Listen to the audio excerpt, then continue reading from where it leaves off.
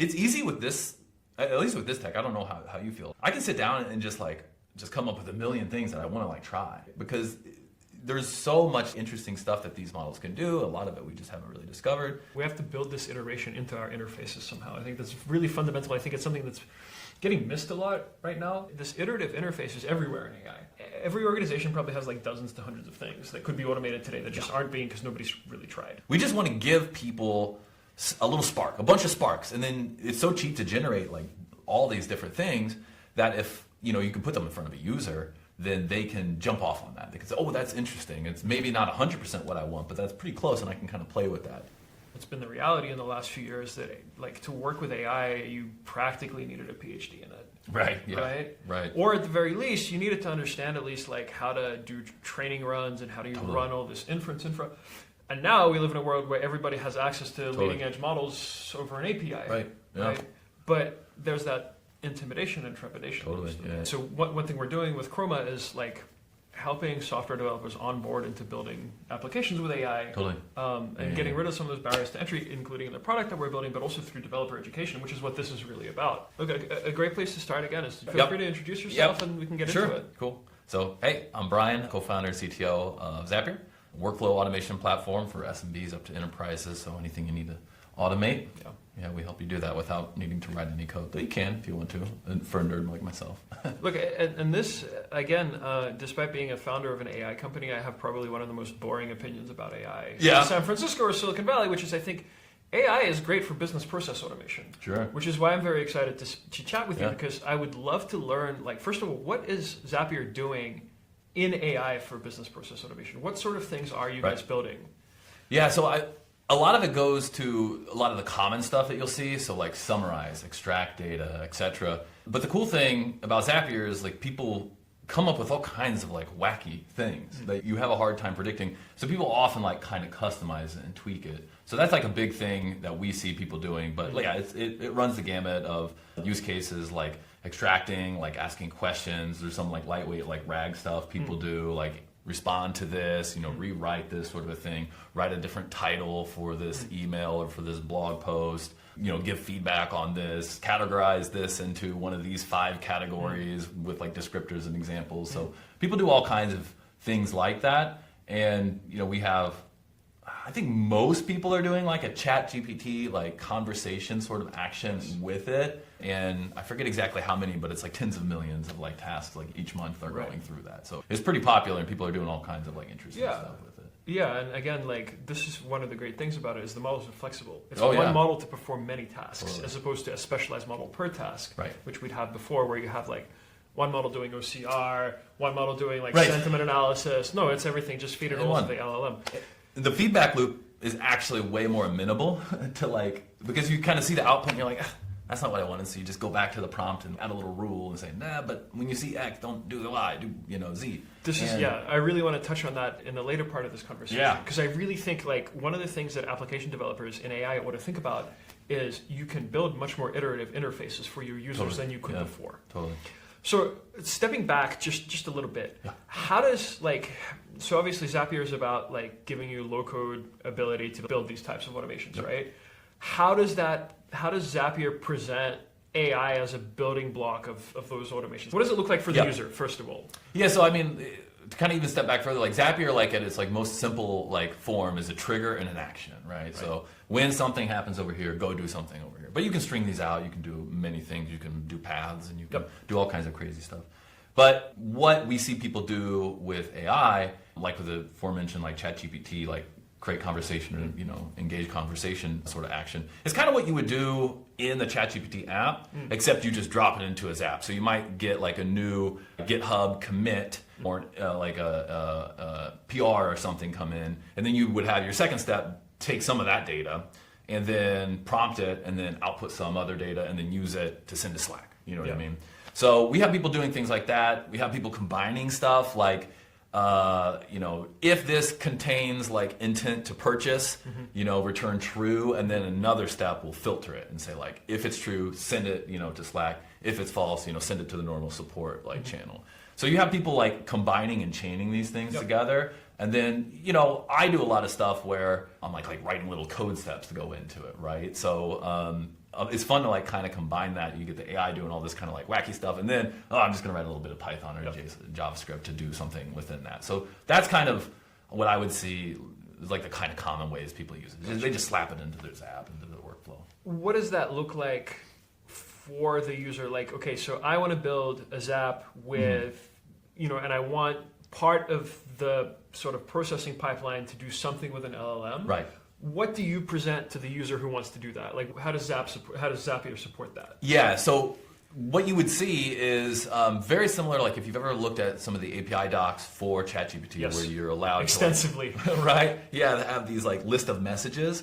We do something kind of similar to that. We kind of shrink it down a bit, where a lot of times you just get like a system prompt and then like a user message, a message you want to send in. And another thing that we offer is like a memory key, right? So you can kind of type in it can be like a global identifier, or you can pass in like a user's email address. And then as like you continue to have that kind of conversation, we remember the past responses and we slide them in, inject them in, so that it kind of has this like context that is building up, right? So that's like, that right there is like 80% of the utility people get. But then of course we expose like the temperature settings, so you can say like more or less deterministic. We offer like top P, top K, so you can kind of mess around with some of these things. But a lot of times what users are doing is just like, hey, here's a system prompt, here's the user message I want to send across, and then we get that response back. You can do what you need to do with it in the following step. So it's like, with Zapier you have like trigger, action, action, action, and then you can just add ChatGPT action in the middle. Or, I forget how many. We got like a dozen different like AI providers. So Anthropic, we use Claude. I've been like in love with Claude 3.5. Like I've been using that a ton. So I use that a bunch. Super powerful. So there's lots of ways you can kind of swap these in and out. We have a couple more actions and trying to do more work on some actions that are a little less low level like that, a little more kind of describe your task, get a little feedback on the prompt. You can kind of give ratings and things of that nature, and then we just kind of help train it over time to just make it a little bit easy. Yeah, it's a little bit earlier, but we're hoping to get more of these tools, because a lot of times, even though using an LLM is like dead simple, like it still is kind of, it trips people up, right? Oh, like 100%. It kind of gets them like off. They think it's more complicated than it is, or even that like really simple like feedback loop of, oh, that was a little confusing, I wish it wouldn't do that, I'm going to update the prompt, and just going back and forth, that little ping pong. Until you kind of get that under your belt, it kind of feels a little foreign. That's right. So offering a few more primitives of like, hey, here's like some feedback on your prompt. Maybe you should include some examples, be more specific, break it down, and then kind of ratings that would help kind of train and say, hey, this was great, this could have used some work, and here's what. And then, that in context like learning can happen, and then it just gets better. And it wasn't like you had to do anything like really crazy, spin up a training cluster, of course, any of that stuff. It's like I'm just like, you can be a non-technical or semi-technical person and just kind of, it's kind of the beauty of this stuff, right? Like I always think about how many more people are now empowered to like automate parts of their workflows than could ever have been before. Let's get down to a few practical questions, right, for this type of application. So first of all, who's paying for the model calls? Are they giving you an API key? What's going on there? So it's kind of changing. They used to be a lot more expensive, and now Mini launched last week, and then as we were taping, all the news was dropping about Llama 3.1. That's right, it's huge. So these costs are getting crushed. So I think we're going to be taking on more of that, and you'll see more of us just like, hey, it's just included. But right now, a lot of it is you provide your own API key for OpenAI or Anthropic or Google or whatever. How do you manage that? Because I think a lot of people would like to build applications that ask their users for that API key, but like managing and storing security, like it's always an issue when you have some third-party thing. Of course, Zapier has pretty much the most experience with this. Yeah, we do. We have a lot of like security practices around that, where it's like sort of turnkey. So you add a lot of it's OAuth. I don't think a lot of these providers, like the model providers, offer OAuth yet. It's still very API key oriented. It's really, frankly, quite primitive still. Yeah, still pretty like straightforward. Copy, paste in there, which can still trip people up. But we store that, and then we just reuse that. So as we need to like sign requests that have to go out the door to that API, we sign that. We have some kind of new beta products, like our AI actions, and had this link sort of product that we're working on, where we can offer more of these things out of the box to developers. But again, that's kind of early stage sort of stuff where, oh, I don't want to manage these API keys. Can someone else that deals with APIs just manage that, so I can do all the other stuff with my users? So that's kind of like forthcoming work that we hope to get in front of folks. But you got to accept those API keys right now. That's just kind of the game. So it's funny that you say, "Oh, we're like trying this. It's so early." Sometimes I wonder if we're doing this series a little too early, because literally everyone's like, "Yeah, I don't know, we're figuring it out." I know, it's so true. I mean, we were like a launch partner with I forget exactly what OpenAI called them, but they were like the GPT actions, like the precursor to GPTs. Yeah. And we were offering a bunch of our actions there. So we've been like very early, but Yes. things change so fast. I think that was like, wow, this is really cool, and people were using it. And then we're doing GPTs now, and they kind of like just jumped off to this other thing. So a lot of this stuff is like churning like really quickly as people explore and try new things. So a lot of this is, hey, we put it in front of customers, they tell us, oh, this really works. Or, not as exciting as we thought. We're doing this now, and we just have to kind of change, just like everyone does. I think. Yeah, and I guess that's like why being like, hey, we're figuring this out from people who really have been working at it for a while. It should be inspiring to people. Right. It should be like, hey, literally, you can be the person who figures out how to do this because nobody knows really that yet. Oh yeah, absolutely. So, we talked about some practicalities. We talked about storing and managing API keys for people. Zapier is obviously really great at that because you plug into so many different services. How do you, and again, as we sort of briefly touched on, like the models are sort of general purpose, and that's what makes them very valuable. But at the same time, we're building tooling for people who are like not necessarily very like code oriented, for whom even getting like an API key might be something that they've never done before, right? How do you steer them into building something useful with this? Is it just a matter of providing them with a lot of examples? Like, how do you do that? How do you show them that, hey, this makes your life easier?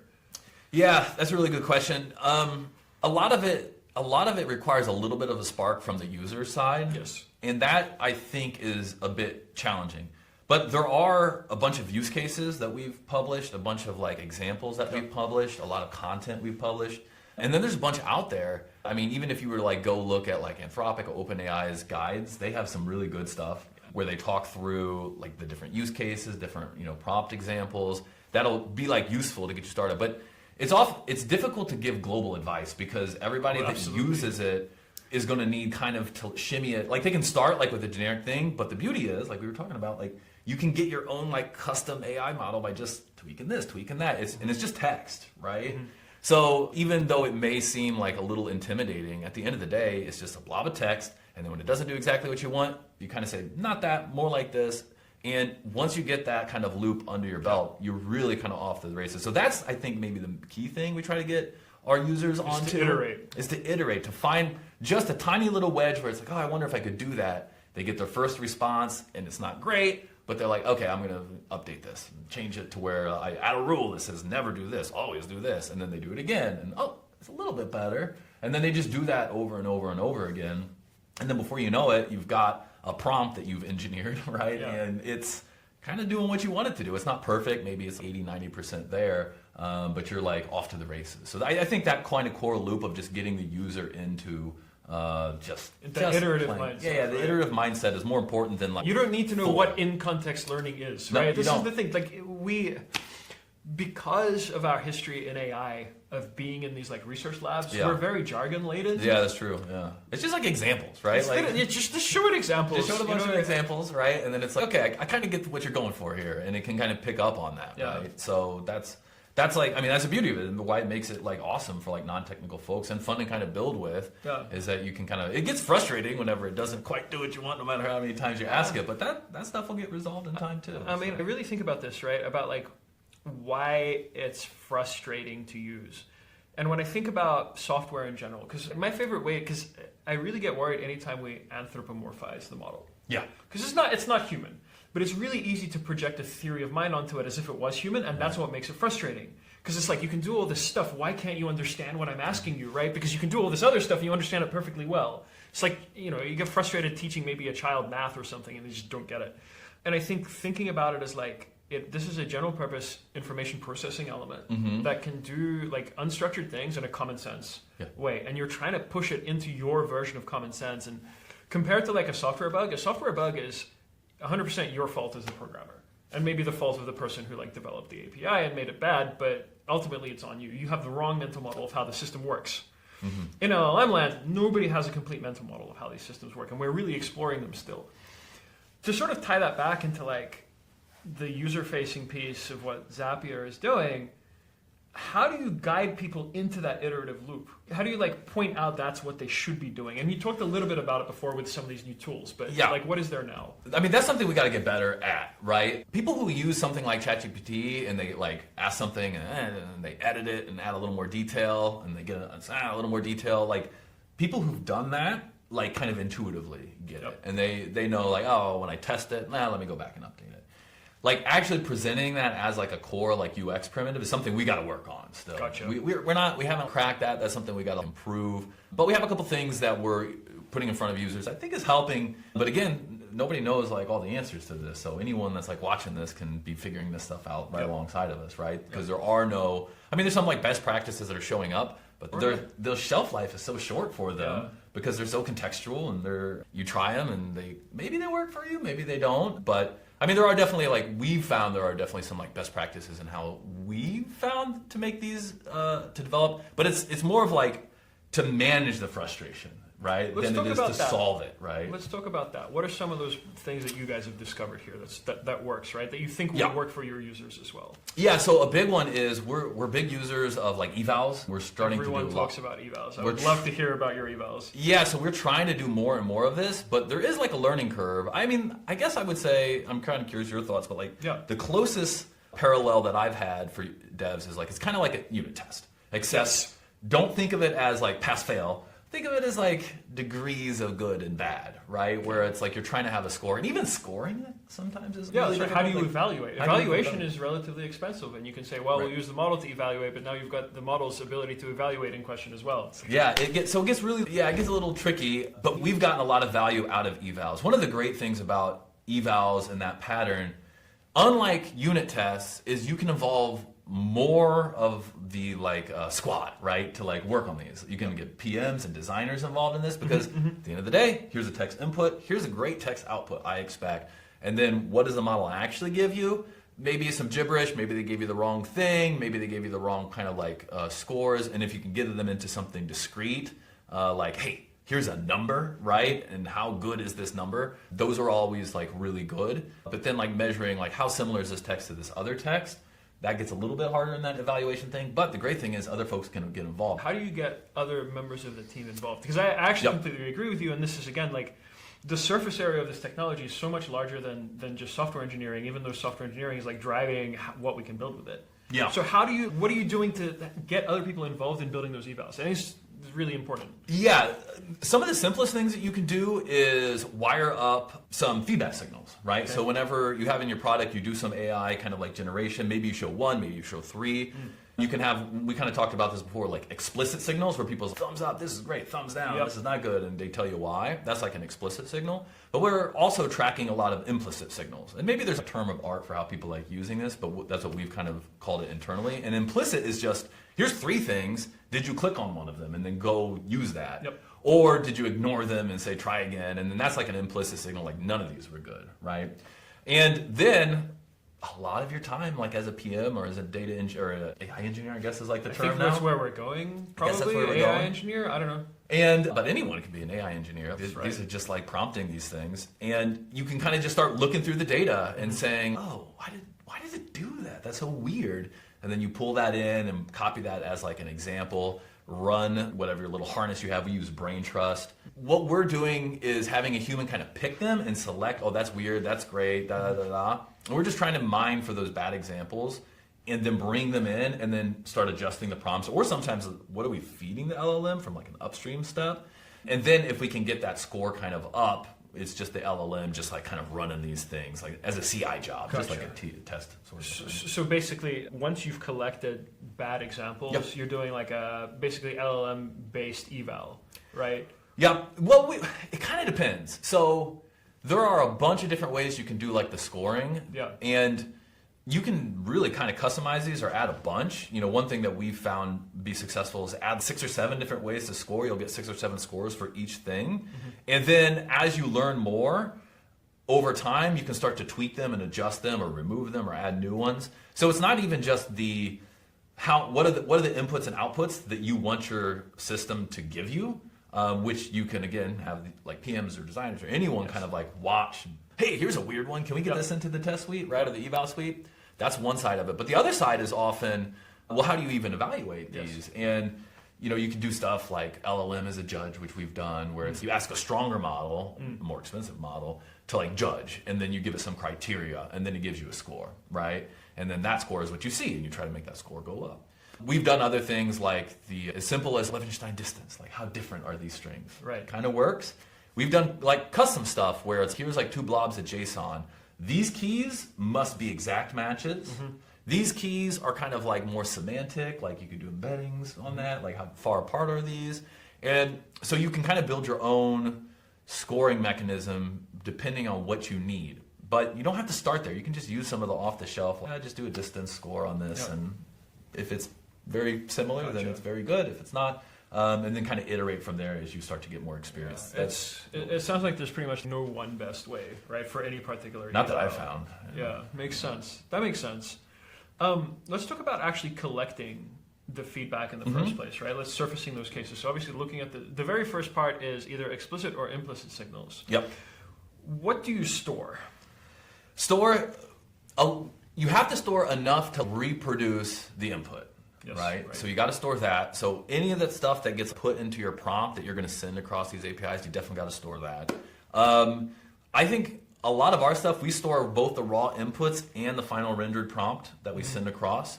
That way you can kind of break it apart and use it in its pieces, and you can also get kind of a quick understanding of what do we actually send. Because sometimes there's just bugs in how you render the prompt, right? You might render HTML and, I forgot a tag here, and it broke all my stuff. You can do the same thing when you're doing rendering prompts in like a piece of software or a feature. So we'll often track that, and then when we get that output back, we'll tag that, and usually that'll have some sort of ID, like correlation ID that we just generate. And then whenever you click a rating button or these signals for, oh, this was good or this wasn't, we also send that correlation. And you're collecting a variety of signals per input. Variety of signals, right? And then kind of after the fact, after you kind of collected that data, you can start to visualize it and play with it and pull it out. So that's a path that we've gone down. And there's tools. I mean, I think we've done our own like custom event like framework that we have that we kind of we plugged in. I think we use Datadog pretty extensively for some of the stuff, and I think BrainTrust also we're using quite a bit. They have some logging capability, so you can export that as like a data set and stuff. So there's a bunch of different options there. I think the main thing is just try to collect those signals, the inputs, the prompts, the responses, what you extract, some IDs, and then basically the signals. Did the users use this? Did they like it? Did they tweak it? Did they ask for another iteration? Did they thumbs up or thumbs down it? And then from there you can start to like kind of dive in and get a better understanding. There's a few tools for doing things like this out there in the ecosystem. Have you tried any? Evaluated them? What did you think? Yeah, we've tried a few. We were like early partners with BrainTrust, which I mentioned a few times. Yep. We like those. It's not too difficult to kind of put together your own. Like if you're already doing, PyTest or Vitest or any of these, different libraries, you could probably, hack together your own and then just kind of report with sort of a basic sort of thing. The nice thing about some of the solutions is they give you kind of a UX. Again, you can start to bring in some of the PMs and stuff. You can bring in other people, right? I mean, in the early days, we even had just people with spreadsheets. Hey, here's an input. Here's what would be great. And then we pulled that spreadsheet in as a part of like the test thing and just ran a bunch of them and checked the scores and then did kind of a pass-fail from that. And honestly, that gets you a lot, and then you can upgrade some of the other more bespoke tools past that. It's amazing how much this stuff resembles like very classical labeling in ML. Yeah. Right. It's just the person looking at the data and being like, I as a human think this is reasonable or not, right? Or based on my domain knowledge and expertise, this is correct or not. And the thing that I wonder about what's going to happen is, are we all going to sort of land on one, say, suite of, say, open source tooling around this, or is it going to be like a really fragmented set of tools, or are people just going to build their own for a while? My bet is people are going to build their own for a while. I think it's probably a little early for anyone to standardize, because again, the ecosystem's so tiny and small, and everyone who's working in it is like, it's the equivalent of being like right up against the metal in like software engineering, right? Like we're really touching the model directly, and so we really need to build these like custom bespoke things. But maybe in the future, like I'm actually surprised none of the LLM providers, the labs, have released anything here, because they must have stuff like this internally. Yeah, it seems like a lot of that stuff, like we're left just reading the tea leaves because there's not a lot going on. I mean, I think OpenAI released their eval harness with a couple like public like eval things, but I don't think it's meant to be used as a product thing. I think it was more like, hey, it's more, hey, you can contribute evals. Yeah, you can that's contribute really evals. what it's for. So, but yeah, which, by the way, I found it really hard to use. I'm somebody who's been doing this for a while. I like to think that I understand AI pretty well. I found it very hard to come to grips with OpenAI's open source eval harness. It's very clearly something that they've extracted from their way of doing things. Seems like it. Yeah, it seems like it. Yeah, I mean, the key ingredients for like doing like an eval is just what are the inputs, what are the expected outputs. Yep. Score, the expected against the actual, And give me a nice UI so that I don't bleed from my eyes from looking at it. Yeah, I mean, it's pretty kind of like the table stake stuff is not that complicated, right? It's very similar to anyone who's familiar with like unit testing is going to like fit in. It's when you want to go down that path of I need a UI. I want to visualize this changing over time. I want to build reports off of this. Where you start to get into, it's like, yeah, I could build that stuff, but isn't there something out there that's kind of a standard that we can use? And that's why we reach for things like Brain Trust. There's others, but yeah. Makes sense. You mentioned that you like package or wrap the user's prompt. Can you speak to that a little bit? What goes on? Yeah, so a lot of what we're trying to lean towards is having sort of encapsulations of the logic that we want to perform. So oftentimes there's like input information that goes in, and this works like this idea of like, hey, here's a bunch of inputs. They might be like date times, they might be big long strings, they might be, images now, right? It might be like audio that needs to be transcribed, all these like different inputs that need to come in. They got to be translated to the right kind of format and then kind of put, in this case, into a prompt. So for us, that means that we have like little templating things that we use. A lot of times it's just like a mustache or like Django templates or Jinja or whatever your favorite is. And you kind of pass that in. Though in a lot of cases, we started just passing JSON right into the model. And it works like pretty darn good. That or YAML tends to work pretty well. So that's generally what we're looking at when it comes to encapsulating. We do this a lot as building products, but also users are doing this as well, because when you have a step and it's going to be using prior data to make some sort of an output, like how do you map that in? How do you kind of manage that? We do something very similar inside of Zap. So whenever you put that, I want to summarize my blog post, and then here's the blog post body. It's kind of mapped in there. That way, whenever the model actually runs, it kind of all compiles into one big old string, and that gets sent across, and then we get that response. So it's a mixture of both, right? You, on your end, are encapsulating certain types of inputs that you know about in a structured way. But the rest, you almost leave up to the user and their prompt. We try to, because there's all kinds of... The more kind of like guardrails we put around this, I think the less optionality, maybe it gets a little bit easier, but all the kind of like interesting stuff that you might want to do, you sort of start to lose out on it because you start to kind of like box people in. So most of the power is just like, you just imagine having a text box. I'm going to write in some hard text, and then I'm just going to map some content in from my prior steps or from another bit of code if you're like working on the code side, whether that's string interpolation, you're just doing kind of the standard sort of thing, or you're doing something fancier. That's like, I don't know, 80% of prompting is like just doing that, running it, checking it, seeing if you're kind of going the right direction, rerunning the evals, just kind of get a feel for where's it going. Do you inject anything to sort of constrain the model's output on the other end? Because if you're chaining, for example, zaps, it can't kind of break. So what's happening there? Or is that up to the user again as well? That has been up to the user. Again, we're working on ways to make this a little bit more robust, especially nowadays we have tool use. I was about to say that tool use API, does that help you at all? It helps a ton. So that is, then the tricky thing is like creating the schema, right? Right, because you have these custom actions, right? So now you have to generate the schema on the fly to feed to the model to get it to do tool use. Right. But yeah. So, or you have to have like the user kind of build it, or you have to kind of think of it yourself. Like, okay, I'd like, one thing that we do a lot of is, we've seen customers even do this, where you do like a thinking, like you say, give me your rationale of what you want to do and what you're going to do, right? And that's like the first key you want it to give you. And then you'll ask it for different levels of detail because maybe you want that. Like we've had people build some pretty like intricate like translation and summarization pipelines where they have like, hey, give me your chain of thought, right? It was like what people have been kind of referring to is like, just tell me what you're thinking, model. Give me that first, then like give me a high detail, about 100 words, then give me a medium detail, like 50 words, and then give me like one sentence, right, 10 words. And that ordering actually matters a lot. So we're trying to like root out all of those use cases and just kind of understand what are people trying to do. And then as we build out these sort of capabilities, I think we'll incorporate that more so that, you can be assured that, I'm going to have these 4 output values, right? And they're going to roughly be what I asked it to be. And that's something that I suspect users are going to get got a lot of value out of it.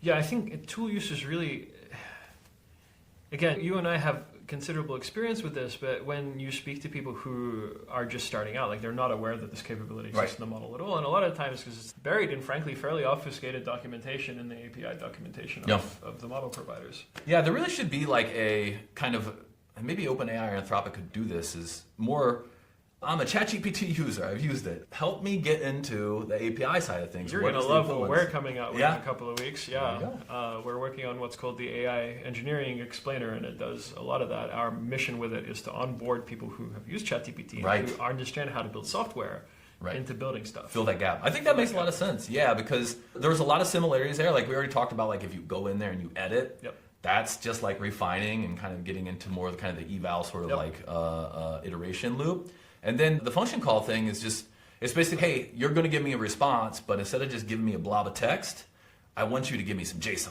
and it should have this shape, right?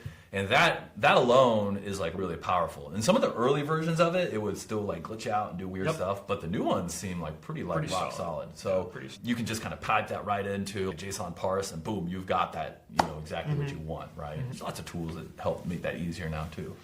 So right now, with the zaps that people are building, they're mostly like you said, trigger action. The action is usually like the model does something, then it gets taken away.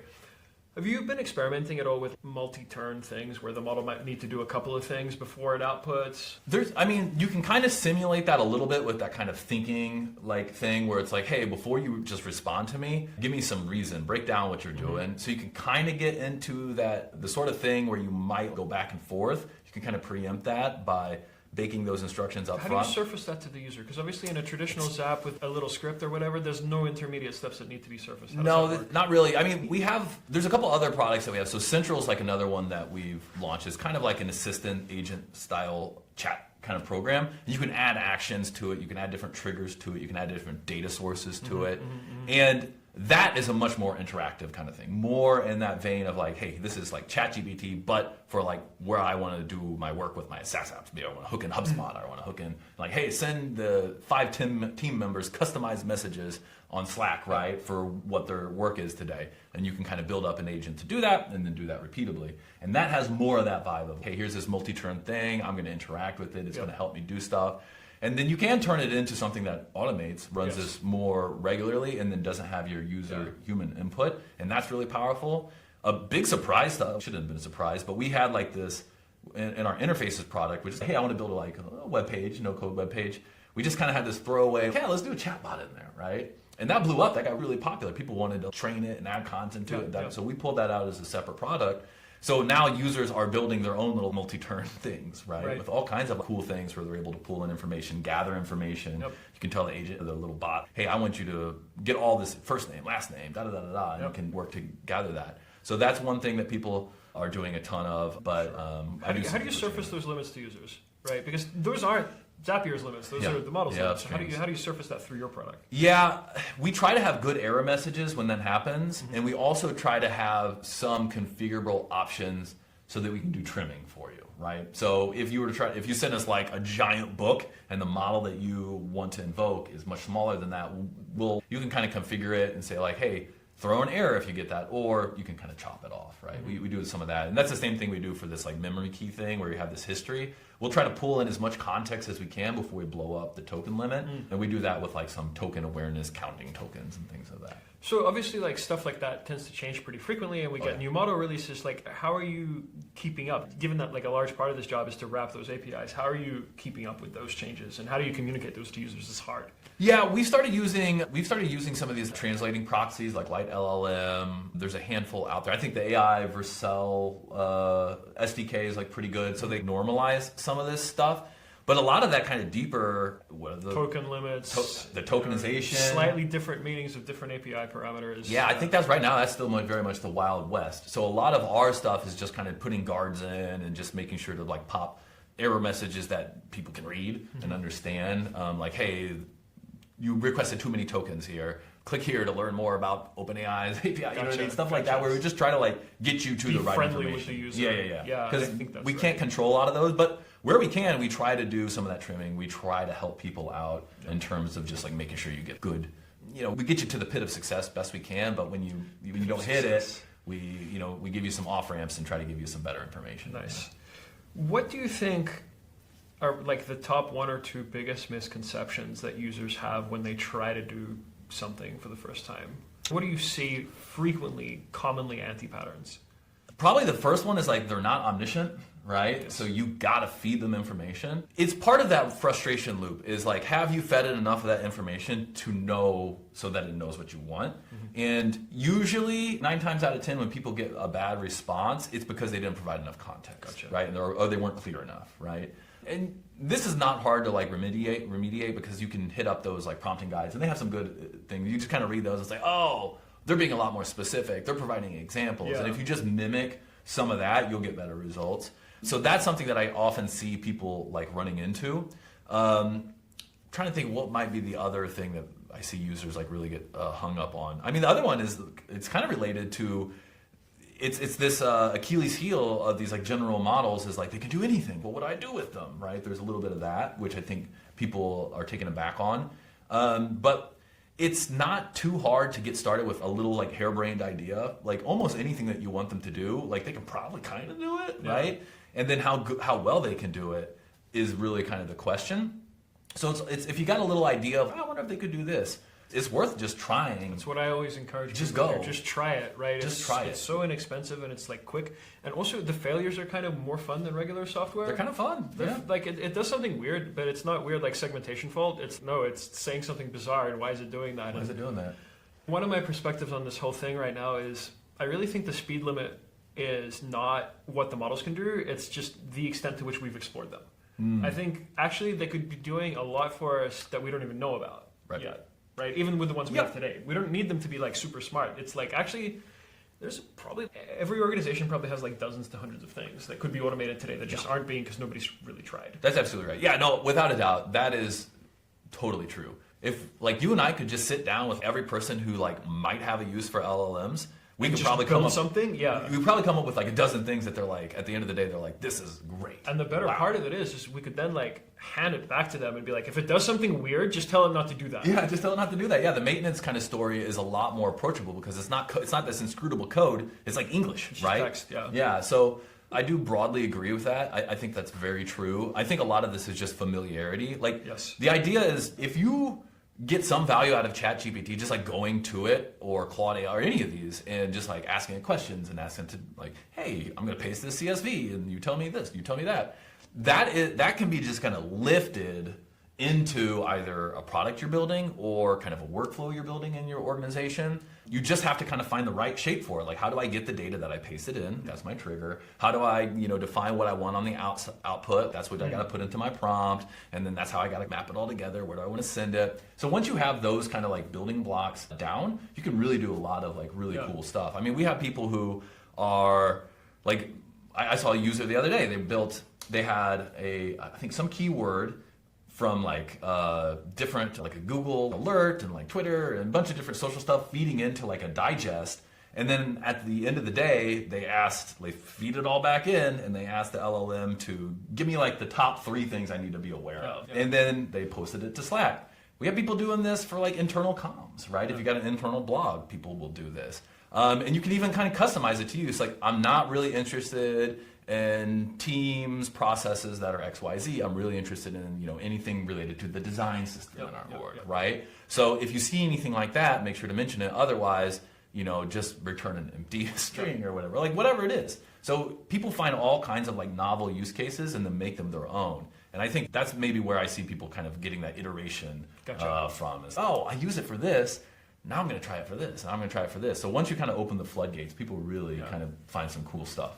I think of it as like developing intuition for what the models are and can do, and then combining that with domain expertise, right? I think that's undervalued right now as well. And also the fact that literally anybody can develop intuition with the models. You don't have to be like a brain genius to do this. It's like, they're right there, just talk to it. I often prototype things literally by just chatting with ChatGPT, and then I'll extract like, okay, this is the prompts that work, I'm going to put that in my code and make that run.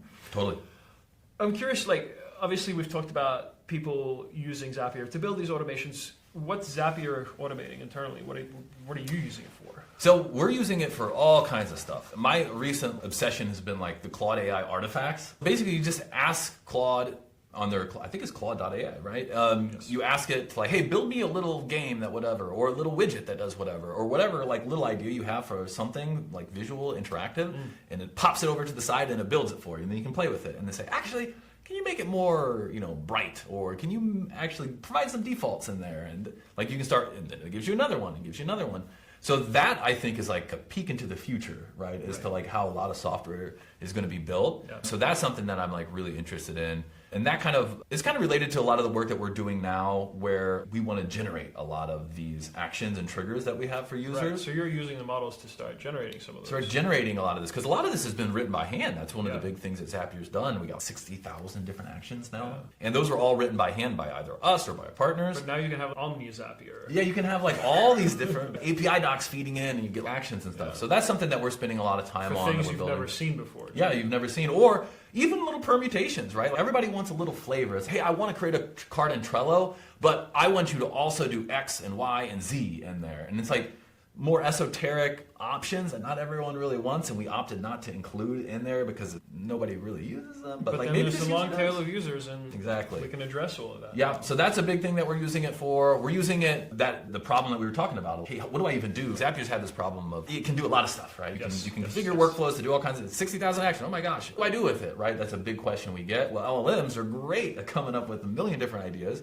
So that's a big thing that we're doing is, hey, how do we personalize this stuff? How do we make if you look at something like that's very popular, trigger on a form, go send it to a spreadsheet or send it to Slack or something. Like why you would want to do that is incredibly wide, right? Yes. Maybe you're in a sales org, maybe you're in a support org, maybe you're a small business, maybe you're an engineering department, maybe you're a manager. Like you could use a form with an update, alerting you for 1,000 different reasons. Yes. But why you might want to use that is so personal to you. Yes. So how can we use an LLM to take those kind of raw ingredients and then It's bring capturing them? intent.